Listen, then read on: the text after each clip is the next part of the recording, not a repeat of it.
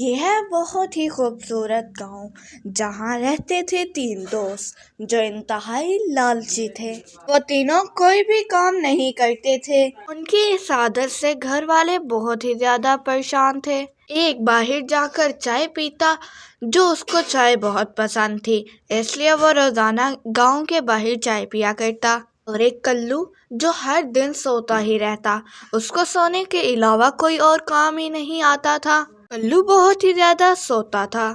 یہ ہے ایک ہریا جو اپنے دوست کے بابا کے ہوٹل پر آتا اور مفت کے بسکٹ کھایا کرتا تھا۔ ایسے ہی ان تینوں کے دن گزر رہے تھے۔ ایک دن کی بات ہے۔ ارے او ہریا، اب تو اس وقت ہی گھر آئے گا جب کوئی نہ کوئی کام تم سیکھ لو گے اور کوئی کرنے لگ جاؤ گے۔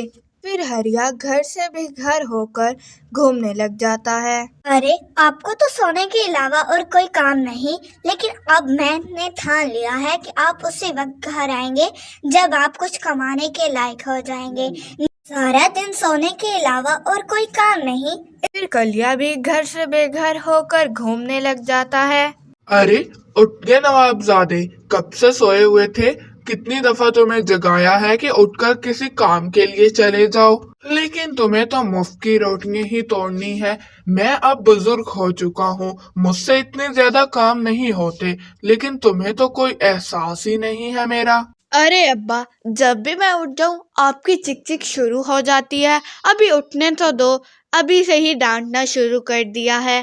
مجھ سے کوئی بھی کام نہیں ہوتا اور نہ ہی میں کروں گا، سمجھ آگی میری بات؟